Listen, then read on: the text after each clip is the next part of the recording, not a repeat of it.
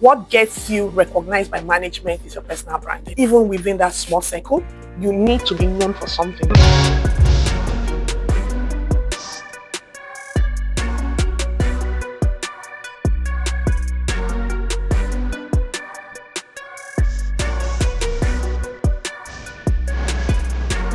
We're going to be talking about personal branding today, and you may be wondering, what that is. So we are actually focusing on personal branding and how to showcase it in the workplace to your own advantage. So personal branding actually refers to those things that are unique to you, your unique selling propositions, those things that enable you stand out from the crowd, your skills, your communication skills, your strengths, your technical knowledge about your industry or about the business you're doing, all those things that come together that makes you stand out from the crowd, that gives you that strength to be different from the others, that you can leverage on to then propel yourself forward in career.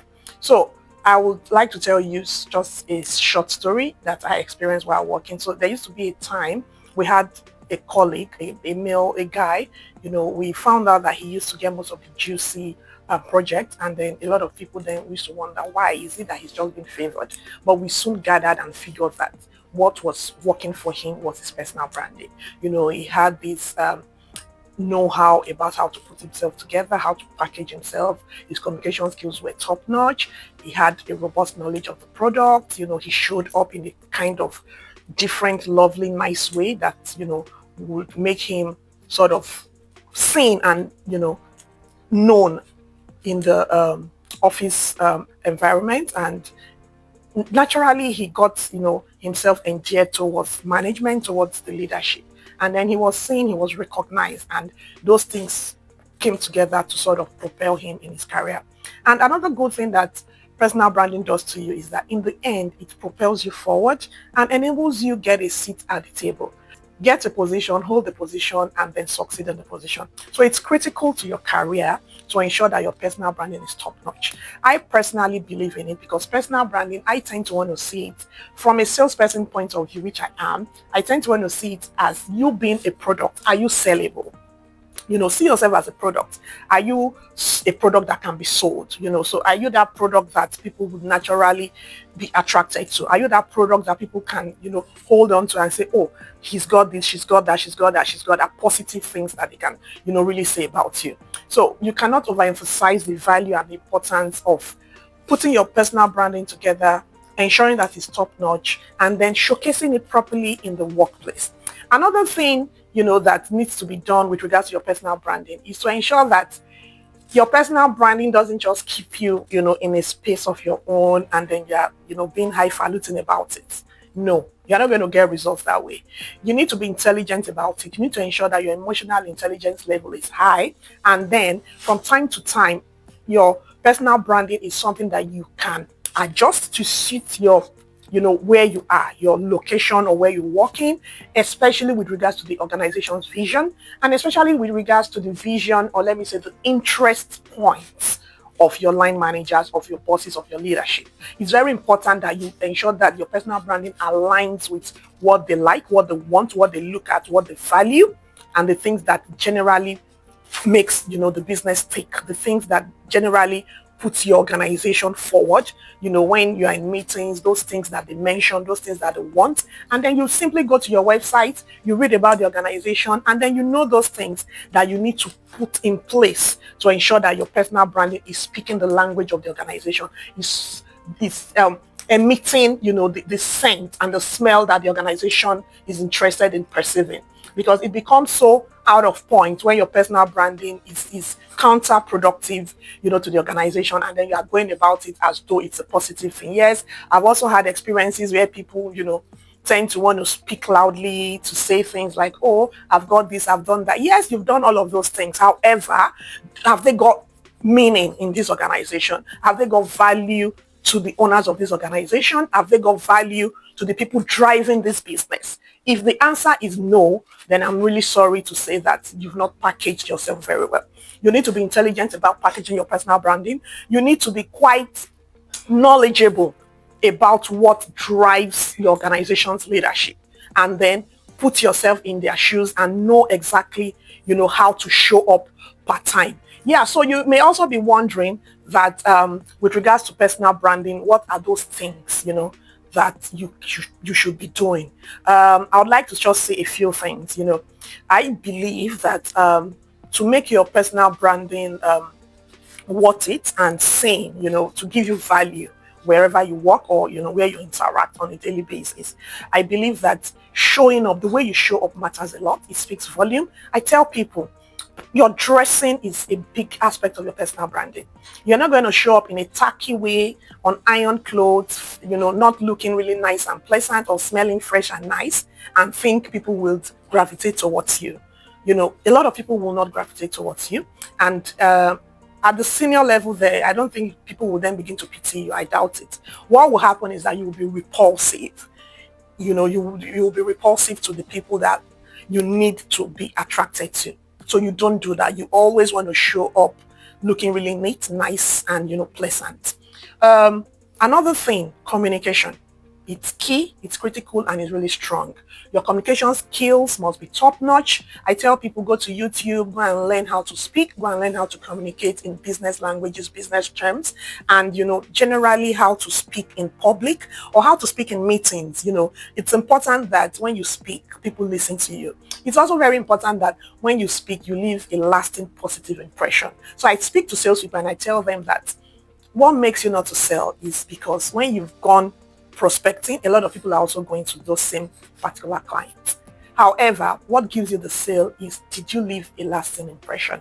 So if you've gone to speak to somebody that needs to buy a product and then 10 other people also came in there, if the way you dressed made a statement, the way you smell made a statement, the way you spoke left something in them, trust me, when they are taking a decision, they'll flash back and say, oh, I think we should call this person for further conversations. It goes a long way, to help you, get businesses, close deals, and, generally build lasting relationships. Yeah, the way you interact with colleagues, are you helpful?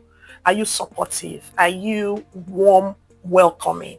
When there's a new colleague coming in, do you receive them warmly? Do you get yourself introduced to them? Ask about their name, ask a couple of few questions that are just light and really mild to sort of create that atmosphere that is welcoming. Do you do those things? How welcoming are you in the work environment? How friendly are you? How helpful are you? How supportive are you? And then if you're already leading, how do you lead your team? How do you support your team? How do you protect them? Do you throw them under the bus? Do you have what it takes, to support them with their work, to teach and train? Do you have all of those things? These are the things that even your subordinates will speak about you behind closed doors when they are asked. And these are the things that will help management, move you forward to next levels. Another thing that I think is critical with your personal branding is your integrity. People need to trust you. People need to know you. People need to say, when they mention your name, people need to say 1, 2, 3 good things about you. And then my question for you today is, when your name is mentioned in the room, what is usually the response? What are people saying? Do people say things like, oh, he can't be trusted. Oh, she can't be trusted. I wanted the project with her. She ran away with my money. I once gave her some help with some money and, she didn't deliver. She's not trusted with money. Or even within the office, he buys stuff and he doesn't, the way the figures go, we really can't trust him. So I'm not sure we can put him in a place where he's going to handle money. And of course, if you're going to begin to handle money, even if it's just budgets or, sign checks or approvals, you need to be a trusted person. And such feedbacks, if they are not positive, they can limit you from moving forward. So now, talking about integrity, it's critical to your personal branding. You need to be known that this is who you are, this is what you stand for, and then people can trust you. Another good thing that personal branding does to you with regards to integrity is that when you go out there to sell, do the prospect trust you? Do they believe in what you are talking about? Do they just feel, oh, he or she's just saying what she needs to say? Or they just feel that, I think because this conversation is coming from this individual, I can stick my neck out for them. Those are the things that personal branding can do for you. So I see people these days, they go about getting worried, getting disturbed, getting concerned. I'm not being promoted. I'm not being recognized and all of those kinds of things. You cannot force it, guys. You really cannot force it in an organization. What gets you recognized by management is your personal branding. Even within that small circle, you need to be known for something. They need to see those energies. What are you exuding? What is coming out of you? Are you repelling management? Are you attracting management? How are you dressing? Are you following the company's dress code? Are you likable? Are you somebody? Are you communicating properly? Are you sort of mixing grammar? Are you making grammatical errors? Are your typos overwhelming that they just can't be tolerated? Are you a trance? Are you playing truancy and trying to be smart about it? Management knows. People are watching. These are the little things that makes people shocked and say, oh, they didn't select me. They rather selected this person. They know, they are aware. Getting to top management is something that is really critical. And there are some salient things that are being watched, are being looked at that, a lot of you will not know. And you just feel, oh, I'm doing the work. I'm the one doing all the whole work. I'm the technical person. I know it all. I think I've done this, I've done that, but that's not what matters. Yes, those things matter. However, those are not the only things that matter. A lot of things come into these decisions before you can be given a chance and given a seat at the top and even allowed to remain on that seat. So it's not just enough to think you know it all or you're doing it or you're working. Are you focusing on your personal branding? Are you taking a deep look at your personal branding? And is your personal branding truly aligning with the company's vision? Is your personal branding really speaking to the interests of your line manager? Is your personal branding addressing the pain points of the organization? How is your personal branding addressing the needs of the customers that run, or let me say that services your business? And all of those kinds of things. So, this is what I have to speak to us today about. And I think it's critical. If you are aspiring to go up there, you need to work seriously on your personal branding. It's really intense. For me as a leader, I've once had to tell people that I can actually drop you on a position just because of your dressing. It's so critical to me. It's so important to me. I don't think I would be comfortable going for a meeting with somebody that is not properly dressed. And by properly, I don't just mean, the regular. I expect some level of, showing up for somebody that I see as coming up to be a leader, coming up to support me in leadership. There's a way I want to see you. There's a way I want to view you. So if your dress code or your dress sense doesn't meet up to my expectations, you may not be able to come up to me to support me in leadership. And I really mean it. I've been telling people these things that I'm particular about it. Yes, you need to know your work. I'm personally particular about your dress sense. I'm particular about your communication. I'm also particular about your emotional intelligence. Those three things drive me. I don't know about everybody, but I'm speaking for myself as a leader. Your emotional intelligence is critical to me before I can select you. Your dress sense is big to me before I can select you. And then your communication skills, both in writing and in speaking. Because I will not want to go out there sending you for a meeting to represent me and then I'm getting funny feedbacks. I would not want to see letters that you've written and then, people are calling me out to say, oh, what's going on? Who are these people walking around along with you and all of those kinds of things. So yes, technical knowledge is important. I tell people, yes, but it takes you somewhere to a certain level.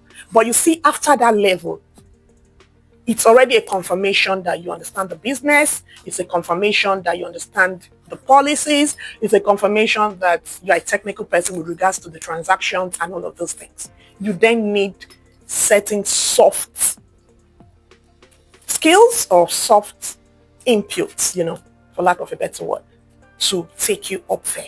And that is where the interest of the leader you are going to join or to support comes in. So it matters a lot. You need to know what they stand for. You need to know their interest points. You need to know what they like, what they want, because those are the things that will enable you work well with them. So I think being intelligent enough to understand these things can take you to that next level that you are clamoring or hoping or wishing or dreaming about. Thank you very much, guys, for listening.